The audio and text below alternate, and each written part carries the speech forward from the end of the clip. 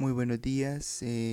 Ahora me toca hablarles a mí sobre la retinosis pigmentaria, mi tema libre de seminario, en donde vamos a hablar un poco sobre lo que es, empezando con la definición. Se dice que es un grupo de enfermedades degenerativas de la retina que causan una pérdida progresiva de la función visual, especialmente en situaciones de escasa iluminación o de visión nocturna. Suele afectar el campo visual periférico, dejando un reducto de visión central, a la cual se le va a denominar visión en túnel. En los casos más avanzados se puede llegar incluso hasta la ceguera absoluta. Hablamos un poco sobre la fisiopatología. La retinosis pigmentaria abarca un amplio grupo de enfermedades hereditarias que se caracterizan por la pérdida progresiva de los fotorreceptores y más tarde de otras células de la retina, afectando principalmente a las capas más externas de la retina.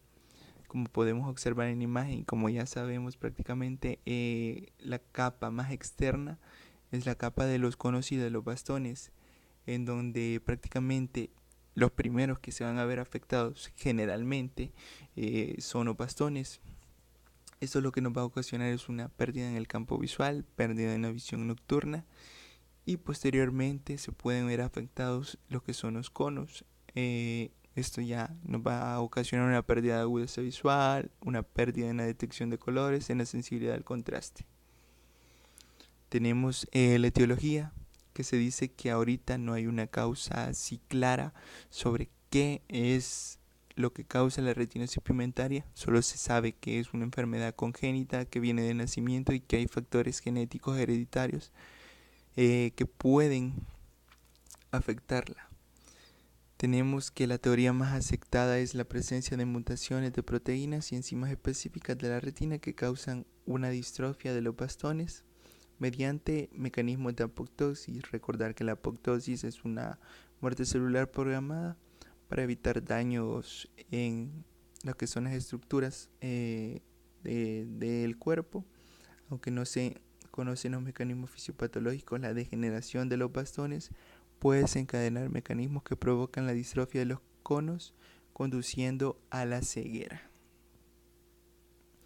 Hay otros factores implicados que son factores multigénicos, como lo son que prácticamente esta no es una enfermedad exclusiva de los bastones, es decir, puede afectar también a los conos, puede afectar a otras células de la retina, como lo son las amácrinas, las horizontales, las ganglionares.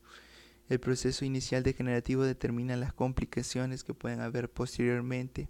Hay algunos factores ambientales que pueden determinar o intervenir. Se dice que la luteína y las vitaminas antioxidantes pueden proteger la mácula, es decir, detener la progresión de la enfermedad un poco. Y que los pacientes que consumen tabaco, alcohol, que tienen estrés, ansiedad y depresión, pues estos son factores que pueden acelerar la enfermedad.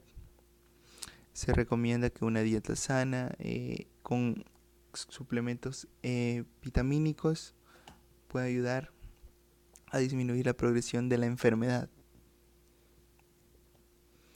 Ahora hablaremos un poco sobre la clasificación de la retinosis pigmentaria. Se clasifica según las características clínicas en típica, atípica y asociada con síndromes, en donde la típica es prácticamente que aparecen los daños en los bastones. En la atípica, los primeros daños se darán en los que son los conos, y la asociada a síndromes en donde la afectación no es solo a nivel ocular, sino que afecta a otros órganos del cuerpo. Tenemos según la edad de comienzo de la retinosis pigmentaria, el comienzo precoz antes de los 10 años, comienzo juvenil de 10 a 20 años, el comienzo tardío después de los 21 años. Según el tipo de herencia de la retinosis pigmentaria, la autosómica recesiva se dice que se da entre un 20 a 30% de la población con retinosis pigmentaria. Autosómica dominante se da entre el 15 y el 20%. La recesiva ligada al cromosoma X se da entre el 6 y el 10%. Y también tenemos que pueden haber retinosis pigmentarias donde la herencia no esté definida. Según el estadio clínico de la retinosis pigmentaria, donde se va a evaluar siempre el mejor ojo, tenemos 4 estadios. En el primer estadio, la agudeza visual mayor a 0.6 y el campo visual mayor o igual a 15 grados. En el estadio 2, la agudeza visual mayor a 0.3 y el campo visual entre los 11 y 15 grados. Y en el estadio 3 la agudeza visual va a ser mayor a 0.05 y el campo visual va a estar entre los 10 y 5 grados. Y en el último estadio, en el 4, donde ya hay bastante afectación, la agudeza visual va a ser mayor a 0.05 y el campo visual menor a los 5 grados. Tenemos también algunas manifestaciones clínicas como los síntomas que va a presentar los pacientes con este tipo de enfermedad, como lo son la ceguera nocturna. Principalmente se va a dar una pérdida o digamos una dificultad para ver en condiciones de baja iluminación y de noche prácticamente una pérdida progresiva del campo visual, deslumbramientos y fotoxias, alteraciones de la percepción al color, la disminución de la agudeza visual. La refracción se dice que está más asociado con los astigmatismos y la miopía.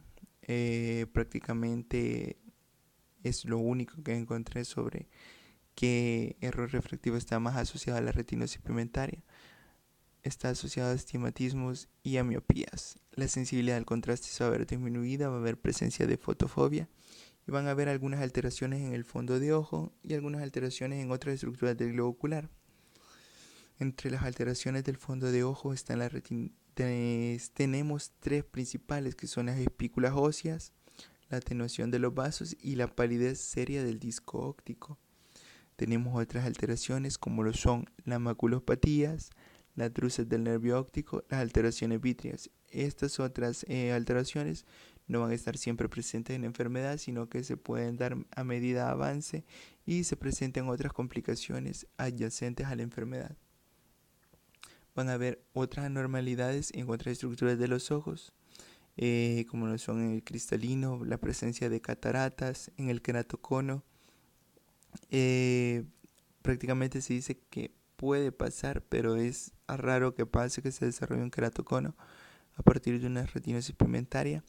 Alteraciones en el iris, en donde hay una pigmentación en lo que es la parte del iris. Y el glaucoma, que generalmente es el glaucoma de ángulo abierto, el que se manifiesta en este tipo de pacientes. Otros tipos de retinosis pigmentaria son la retinosis pigmentaria sin pigmento, la retinosis pigmentaria inversa central, la retinosis pigmentaria pericentral, la retinosis pigmentaria sectorial, la retinosis pigmentaria con preservación paraarteriolar, la coroiteremia y la retinitis punctata albescens.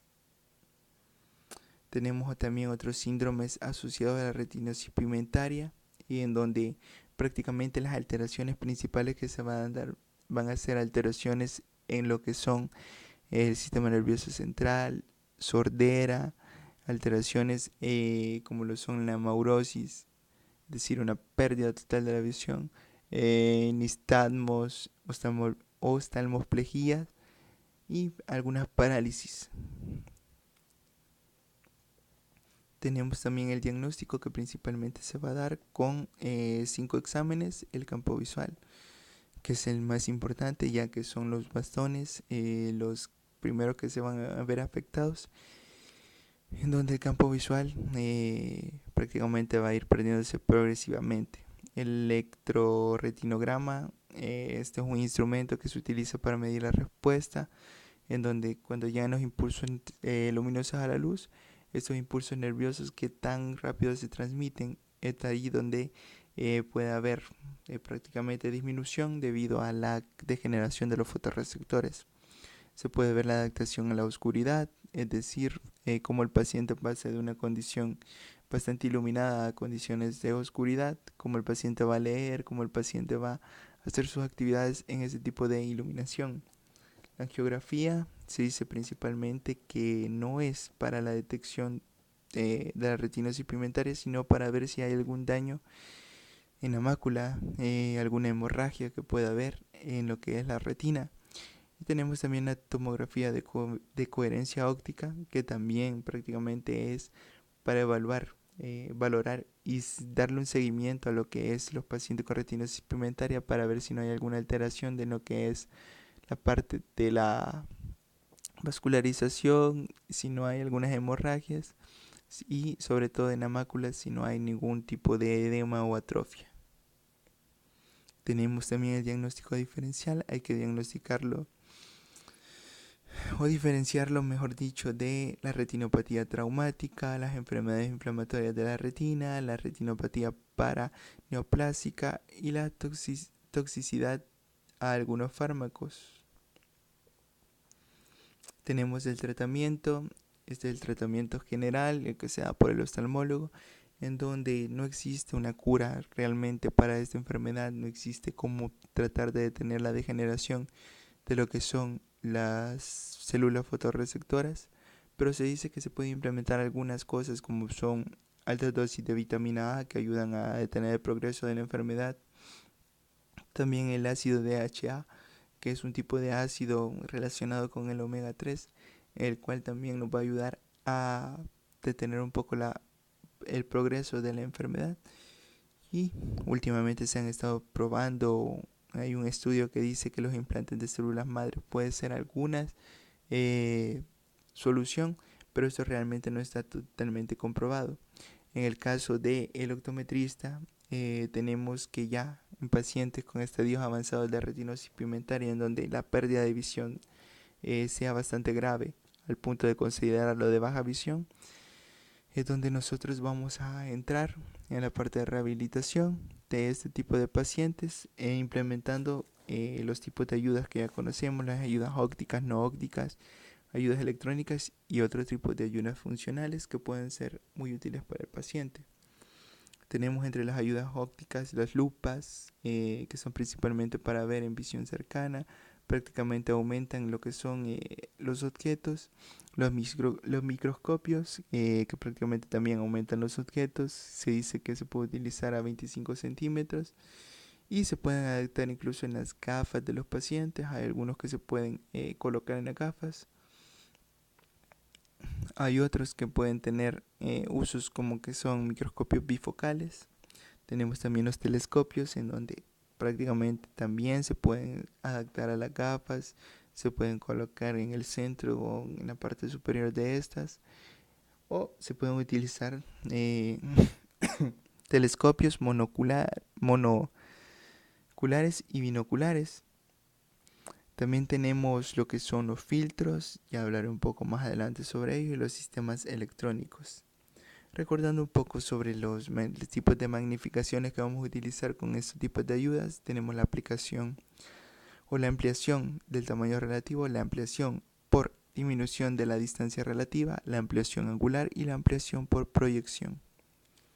Tenemos entre los filtros, estos nos van a ayudar principalmente en las condiciones en donde la iluminación no es tan buena para este tipo de pacientes, prácticamente en días en donde el cielo esté prácticamente nublado, este tipo de paciente va a tener bastante dificultad para poder observar. Se dice que los filtros principales son los colores marrón, naranja, rojo. Y entre estos tenemos que hay tres principales que se pueden utilizar. El 511, el 527 y el 550 son los tipos de filtros más recomendables para la retinosis pigmentaria. Tenemos con las ayudas ópticas que vamos a buscar a mejorar la posición y postura corporal del paciente, es decir, ayudarle a conservar la distancia de lectura normal, ayudarle a que se sienta un poco más cómodo en esas condiciones. Vamos a facilitar el control de la iluminación, esto con algunas estructuras que puedan servir para colocar un foco arriba de estas, como lo son los atriles, para mejorar el control sobre la iluminación y que el paciente se sienta un poco más cómodo al momento de la lectura. Vamos a buscar mejorar el contraste y vamos a ampliar textos u otros objetos a partir de macrotipos, es decir, ampliar libros que el paciente quiera leer, las letras de los libros o algunos de los instrumentos que se usan a diario. Y tenemos por último las ayudas funcionales. Esto principalmente se da ya en pacientes que prácticamente tienen ceguera total. Se dice que se puede mejorar a utilizar los otros sentidos. Esto se va a lograr para tener una mejor movilidad en este paciente, para que tenga una mejor orientación y tenga un mayor contacto con la información que se maneja alrededor de ellos. Se pueden utilizar otros tipos de instrumentos como lo son los bastones. Los bastones lo que nos van a ayudar es a percibir obstáculos al momento de caminar, en donde se pueden percibir los escalones, los cruces de calle, otros tipos de obstáculos que puedan ser un impedimento a la hora de desplazarse para este tipo de pacientes. Y esto se puede ver acompañado con lo que es la utilización de un perro guía, que son perros entrenados especialmente para este tipo de pacientes que sufren ceguera, en donde les va a ayudar prácticamente a tener un mayor control sobre su orientación y a ser un poco más funcionales en sí. Y eso sería todo. Gracias por su atención y pasen un feliz día.